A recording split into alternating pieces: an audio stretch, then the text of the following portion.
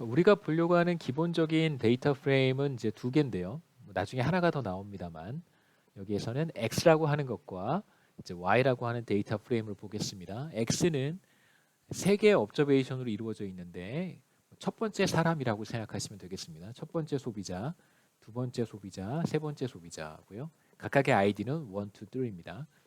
첫 번째 소비자의 주문 개수, 온라인 쇼핑몰 이런 거 생각해 보시면 좋겠습니다. 주문 개수가 5개, 10개, 4개고요. 그 다음에 주문 총액은 금액으로 환산했을 때 $500, $240, $40입니다. 그 다음에 이제 두 번째 데이터 프레임은 3명의 소비자들의 나이와 성별, 젠더를 알 수 있는데요. 첫 번째 소비자, 두 번째 소비자, 세 번째 소비자인데 각각 아이디가 1, 2, 4와 같고요. age, 젠더, F는 female이고 M은 male입니다. 자, 여기에서 이제 여러분 주의하셔야 되는 것은 자, 이 1과 ID1, 이 ID1은 같은 사람입니다.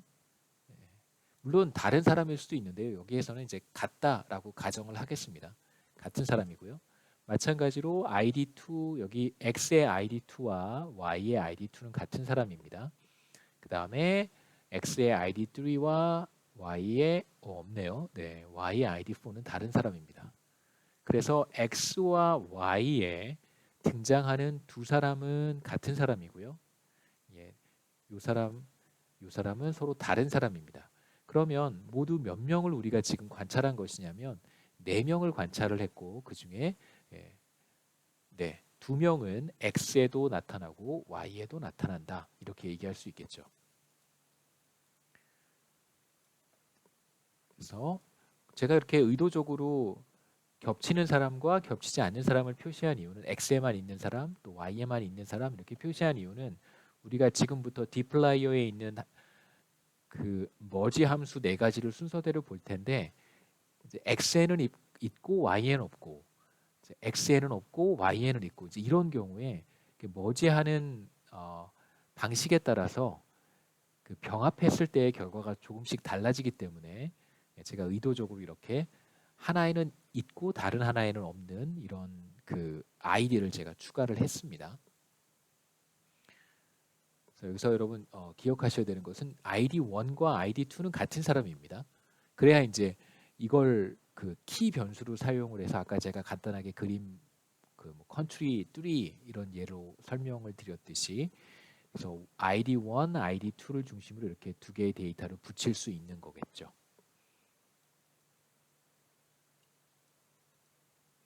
자, 이제 첫 번째 데이터 프레임 X를 한번 만들어 보고요. 두 번째 데이터 프레임 Y를 한번 만들어 보겠습니다. 여러분 그냥 여기 카피 앤 페이스트 해서요. 자, 언더바가 없으니까 특별히 주의하지 않으셔도 되겠습니다. 자, 이렇게 입력을 하시고 실행을 하면 자, 우리가 첫 번째 데이터 프레임과 두 번째 데이터 프레임을 각각 얻을 수 있습니다. X, Y 입력해 보면 자, 아까 제가 슬라이드에 보여드렸던 테이블과 같은 형태의 데이터 프레임을 만들어낼 수 있습니다. 이제 우리가 병합을 할 때, 머지를 할 때 키 변수가 되는 것이 이제 id겠죠. 자, 이 데이터 프레임과 이 데이터 프레임을 서로 이제 머지를 해야 되는데 기준이 있어야 되잖아요. 어떤 변수를 중심으로 이 데이터 프레임을 머지할 것인가 기준이 필요한데 여기에서 기준이 되는 변수, 키 변수가 바로 id입니다. 물론 데이터 프레임에 따라서 혹은 이제 일반적으로 데이터 분석을 할 때 우리가 가지고 있는 데이터에 따라서 키 변수가 달라질 수 있겠죠. 여러분 그때그때 상황에 따라서 어떤 변수가 키 변수이고 어떤 변수를 중심으로 데이터를 두 개의 서로 다른 데이터를 혹은 세 개의 서로 다른 데이터를 합칠 것인지를 잘 결정하실 수 있을 거라고 생각합니다. 자, 우리는 두 개의 데이터 프레임을 만들었습니다. 이제 순서대로 먼저 inner join이라고 하는 함수를 볼 텐데요. 사용하는 방법은 간단합니다. 첫 번째 데이터 프레임 이름을 여기다 써주고요. X.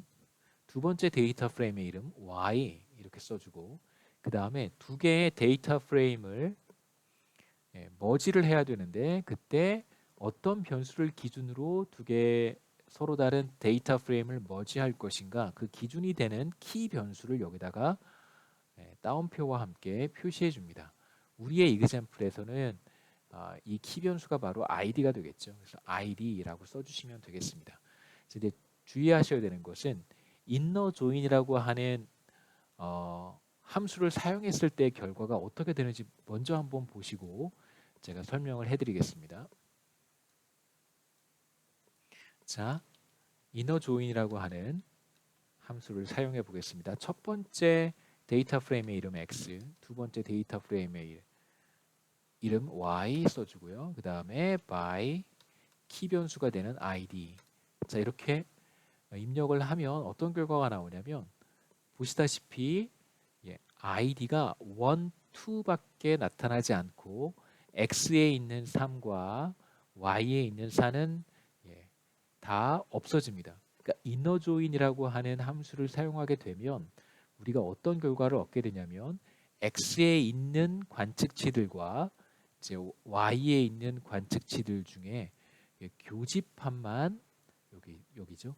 교집합만 남습니다. 그러니까 x에 있는 id 1, 2와 y에 있는 id 1, 2만 남는 것이죠. 그래서 여러분 교집합을 잘 생각해 보시면 왜 inner join이라고 하는 표현을 썼는지 이해하실 수 있을 거라고 생각합니다. 그래서 양쪽의 데이터셋의 데이터 프레임에 모두 존재하는 키 변수들만 합쳐서 표현한 것입니다. 그래서 보시면 1, 2는 아까도 말씀드렸듯이 x, y에 모두 있고요. 그 다음에 변수들을 한번 보겠습니다.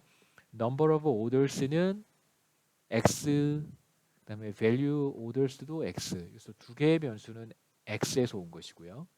그 다음에 뒤에 age와 gender는 y에서 왔습니다. 그래서 inner join이라고 하는 함수의 역할은 모두 다 존재하는 양쪽 데이터 프레임에 존재하는 관측치들만 병합해서 남겨두는 기능을 수행을 합니다. 그래서 제가 여기 간단하게 정리를 해놨는데요.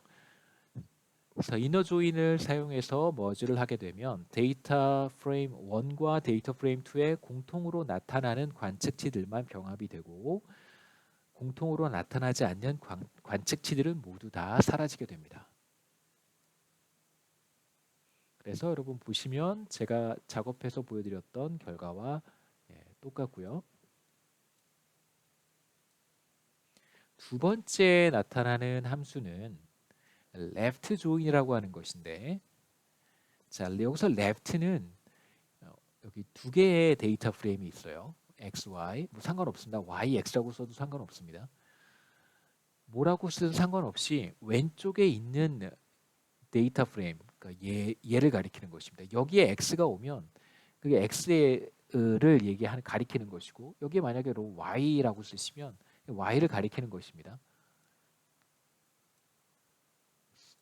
그래서 left join의 left는 여기 있는 데이터 프레임을 가리키는 것이고요. 자, 만약에 left join을 사용해서 두 개의 데이터 프레임을 병합하게 된다면 이제 어떤 결과가 나타나는지 한번 보시죠. 자, 여기 left는 얘라고 제가 말씀을 드렸습니다. 자, left join 그냥 아까 썼던 거를 그대로 바꿔서 써보죠. left join이라고 하면 자, 제가 x, y 순서대로 입력을 했기 때문에 여기에서 left는 뭘 가리키냐면 데이터 프레임 x를 가리킵니다. 엔터를 쳐보면 자, id 먼저 한번 보시죠. id 1, 2, 3만 남았습니다. 그러니까 지금 어떤 id가 없어졌냐면 y에 있는 id 4가 사라졌습니다. 제가 아까 left x에 주목하라고 하셨는데 left join이라고 하는 걸 쓰게 되면 어떤 결과가 주어지냐면 아까와 마찬가지로 집합을 생각해 보세요. 자, left join이라고 하는 것은 여기 있는 키 변수들을 중심으로 병합을 하는 것입니다. 그러니까 지금 x에 있는 id는 1, 2, 3이기 때문에 1, 2, 죄송합니다. 1, 2, 3 이렇게 이제 x에 세 개의 관측치가 있는데요. 이 관측치들을 중심으로 머지를 하라는 뜻입니다.